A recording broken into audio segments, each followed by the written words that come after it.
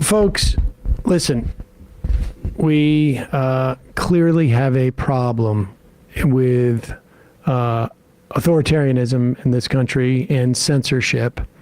It is run amok. And here is a clip. This is clip number 9, where the truth is being subjugated in a way that is really disturbing. Really disturbing to see this. This is a clip from Northern Arizona University. Let's pop this up.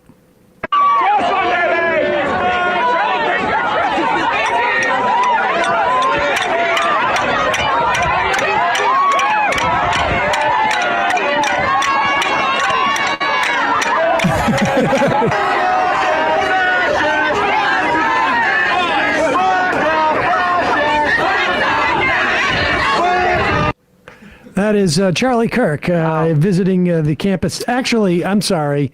And it really is amazing how we get no outcry about this. I'm sure that we will hear soon about how sort of like authoritarian these students are to protest and yell at Charlie Kirk, and people don't seem to be going up to his booth to sign his book. Is that what's going on there? Is he on a book tour or something? And this is in Arizona, right? Which was the central focus, if I'm not mistaken, of Turning Point USA's efforts to get the wokeness venom Carrie Lake out. was on. Yes, I mean, Carrie Lake on there, but that is where they spent the most amount of money. Right, and they failed also, spectacularly.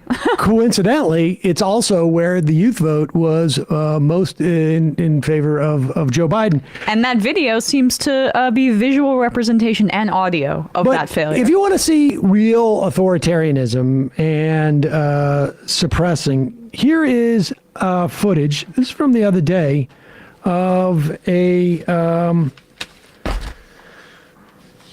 where is this? This is the this is by government officials, Missouri state senators from like suburban St. Louis. Nick Schroer and Bill Eigel, posting a video of themselves torching a bunch of cardboard boxes with flamethrowers. Now, if they're just doing that, then they're just a bunch of yahoos who are morons. But I don't think they're doing it because like cardboard boxes burn really brightly. It turns out that Eigel, who's running for governor in Missouri, told the Kansas City Star that the burning represented what he wants to do to leftist politics and Republican corruption in the state capitol. But if he thinks there's any pornographic books going into Missouri schools, he'll torch them on the lawn of the governor's mansion as well. So play this.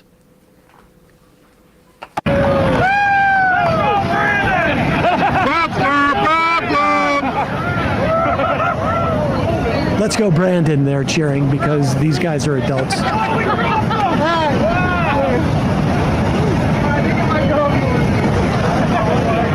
So they're doing, let's be clear, they're doing a mock book burning.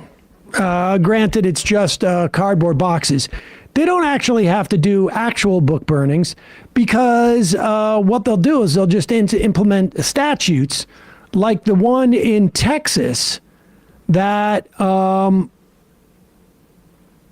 it was just reported a Texas middle school teacher has been fired after assigning an unapproved illustrated version, hold your seats, folks, of Anne Frank's diary to her 8th grade reading class.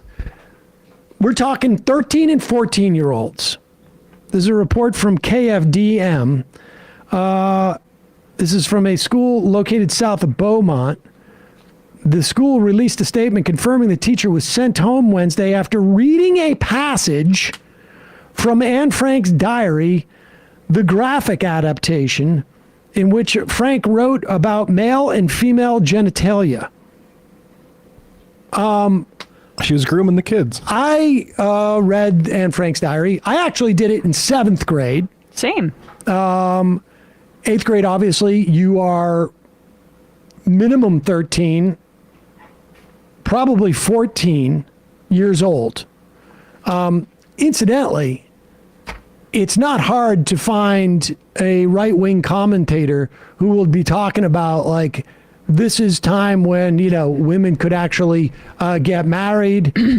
Certainly, we have seen laws already in the past year where a 14-year-old is essentially told they can carry a baby if they are pregnant. They can be a mother. We know that there are laws being passed around the country where, you can work at this age. The idea that you cannot read from Anne Frank's diary because it mentions male and female genitalia, and this is a fireable offense. And never mind what happens to this one teacher. The message has been sent. And people are, going to be crying that Charlie Kirk got sworn at. People yelled at Charlie Kirk.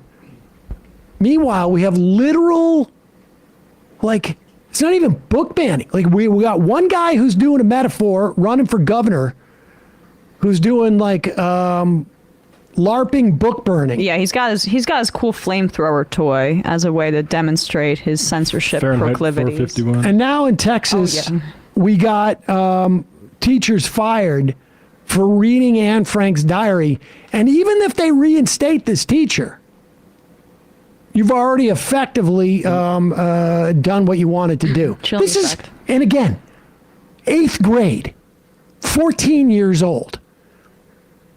If your 14-year-old has not been taught about male and female genitalia, you are basically proposing a recipe for more teen pregnancies.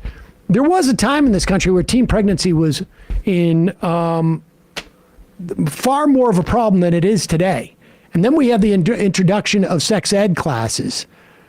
But I mean, even back in 7th grade in 1979 or 80, 78, I can't remember. People were allowed to read Anne Frank's diary if you were 13 or 14 years old. Yeah. She was that age, if not younger. Yeah, I am shocked, at least at the beginning when I heard about this story, that this was a straight, more heteronormative depiction that ended up getting banned. Because for the most part, you mostly hear, Senator Kennedy reading genderqueer on the Senate floor, and it's mostly just because it involves not homosexual or bisexual kind of sex in that way. But for this, I had to think about it for a second. And it's oh, well, they're teaching about the Holocaust too.